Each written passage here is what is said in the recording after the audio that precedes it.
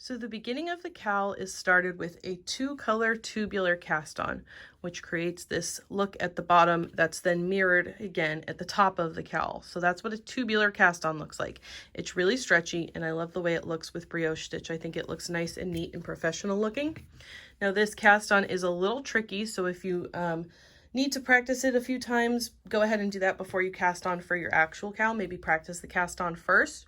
If you don't like the look of the cast on, or if it's too difficult for you, if you just prefer a different cast on, you could totally do a different cast on, maybe just a long tail cast on or whatever you're comfortable with.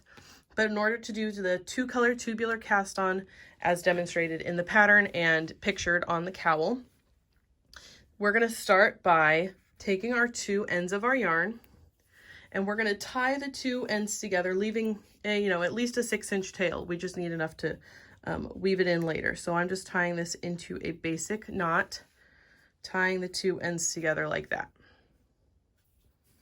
We're going to take our circular needle and we're going to hold one tip of our circular needle in our right hand with the needle tip pointing out toward the left. We're going to position the knot under the needle. So I'm just going to hold this under the needle here with my hand.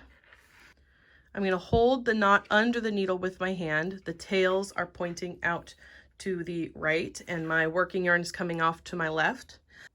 I'm going to separate out the 2 yarns. So I'm separating them from each other with my index finger and my thumb on my left hand. So it's going to sort of feel like a long tail cast on. And I'm still holding the yarn over here, the tails over here with my right hand underneath the circular needle. I'm separating them out with my left hand with the main color on the bottom. So the main color is my white and the contrasting color on the top. The contrasting color is my blue. Now the steps for the cast on are written out in the pattern, but I'll demonstrate it here. You can follow along with me or maybe watch the video with me and then go and do it on your own, whatever's most easy for you. So step 1 says bring the needle under the main color. So I'm going to swing this needle forward and go under the main color. And then it says over the contrasting color, so it's coming up from in between and over that top yarn. And then back out underneath the main color. And I'll have 1 contrasting color stitch on my circular needle. So I've cast on 1 stitch. Step 2 says to bring the needle over the contrasting color, over the main color, and then back out underneath the contrasting color. So I've got 2 stitches. So I'm going to demonstrate that again. If I want a blue stitch, I'm going to go under the white, pick up the blue, come back out under the white. Now I need a white stitch because I'm going to alternate. So I'm going to go over the blue, pick up the white, back out under the blue. Now that just depends on your colors. Obviously I'm using white and blue, but you're probably using different colors.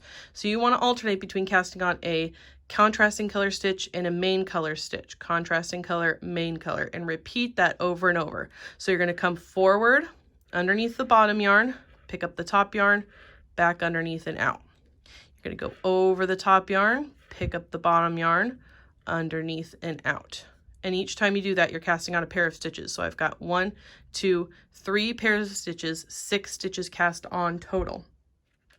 I'm going to continue casting on stitches like this until I've cast on 112.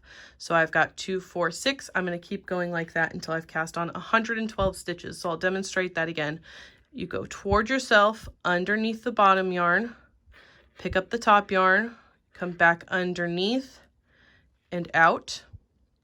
And then for the next step, you go over the top yarn, pick up the bottom yarn, underneath and out. So now I have 2, 4, 6, 8 stitches. I'm going to continue like that, like I said, until I have 112. So I just finished casting on 112 stitches. You can see they alternate in color between the contrasting color and the main color. The last stitch you cast on should be a main color stitch. So the first one we cast on was contrasting color down here. The last one we cast on is a main color stitch. So you can see right here, my 2 yarns are sort of twisted over each other just like that.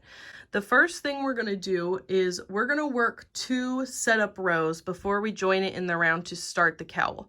If you were using a regular cast on, like a long tail cast on or some other type of cast on, you could skip these first 2 setup rows and jump into the pattern where it says next round main color.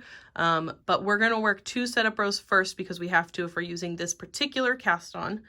You can jump ahead to this time code right here if you're going to be using a regular cast on. So set up row 1, we're going to turn our work around and we're going to knit across these stitches, or we're going to work across these stitches in a stitch pattern. Like I said, it's twisted right here. So when I turn, I want to maintain that twist. So my white yarn's down here and my blue yarn's up here. I'm going to turn it around and try and keep those yarns in their same position just like that. So they're still twisted over each other right there. The first row we're going to use our main color. So for me, that's my white. So I'm going to use my white yarn and I'm going to bring my other needle tip over here. Try and keep it twisted just like that down there. Holding that in position, I find it easy to hold the contrasting color yarn down out of the way right there. And the first setup row says main color, knit 1 through the back loop. So I'm going to go into the back loop of this stitch and I'm going to knit it. That's going to secure that first stitch in place, and I can now let go of my contrasting color. It's just going to hang out down there. I don't need to really keep track of it right now because I'm just using my main color. So knit 1 through the back loop and then slip 1 with the yarn in front. So bring the yarn forward, slip the next stitch purlwise, so it should be your contrasting color, and then move the yarn to the back, and we're going to repeat that. So all of the stitches you're knitting with your main color, you're going to knit 1 through the back loop, and then you're going to slip 1 with the yarn in front for your contrasting color stitch. So knit 1 through the back loop, yarn forward, slip as if to purl, move the yarn to the back. Knit 1 through the back loop, yarn forward, slip as if to purl, yarn to the back. I'm going to continue working this row until I get all the way to the end of my 112. Knit 1 through the back loop, slip 1 with yarn in front.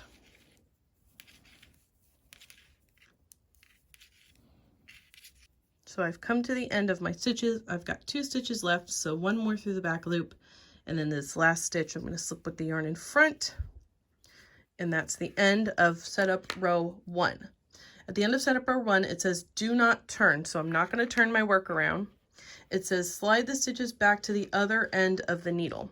So that means I'm going to take these stitches and I'm going to slide them so that they are now back onto the needle tip that I used initially over here. This is where your contrasting color is going to be waiting.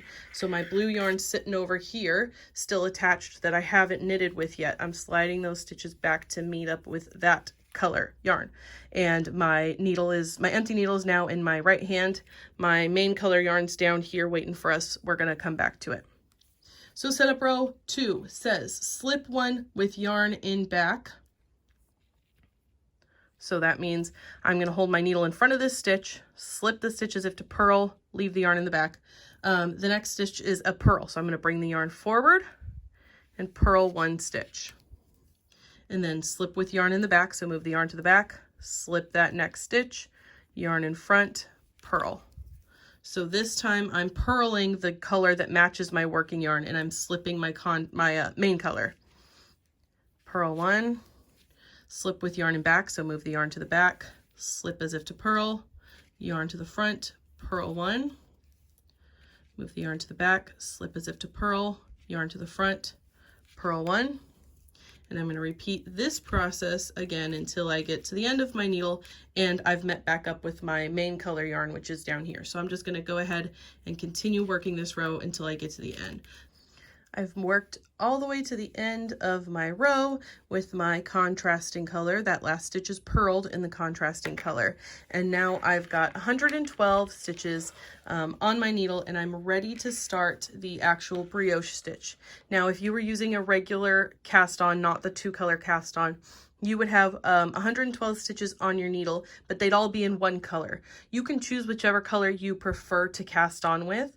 I would recommend, if you were choosing a different cast on, like the long tail cast on or something, I would cast on with my main color, 112 stitches. Our stitches are filling up our needle and we're ready to go. Both of my working yarns and my tails are both here at the end of my needle right here. So here's my 2 working yarns that are attached to my balls of yarn. And here is the tail end that we started with. So at this point, the pattern says do not turn. So again, we're not going to turn around to work the next part. We're going to place a marker and join to begin working in the round. So that stitch marker we called for, I'm going to put it on the needle And then all these stitches, I'm going to scooch it up to their needle tip so that it's filling up my circular needle, all 112 stitches just like that. And I'm going to double check that my work is not twisted around the needle. So if I lay it down on the table, my marker goes on my right hand needle like that, all of my cast on and any ridge from the cast on in those first 2 rows is underneath the needle. What it would look like if it was twisted, I'll show you what that would look like, is the stitches would be going around the needle, and then at some point you would have like this little weird twist in it like that. So you can see that right there means the stitches are twisted. I can feel the ridge from my cast on, and I want to make sure that it's all going underneath the needle. So if you need to straighten anything out first before you begin working in the round, now is the time to do it, because you can't really fix it after this. You would have to, start over, cast on again, which is a pain. So once your cast on's finished, you make sure you're not twisted, go ahead and jump into the next video where we will learn how to actually begin working the brioche stitch.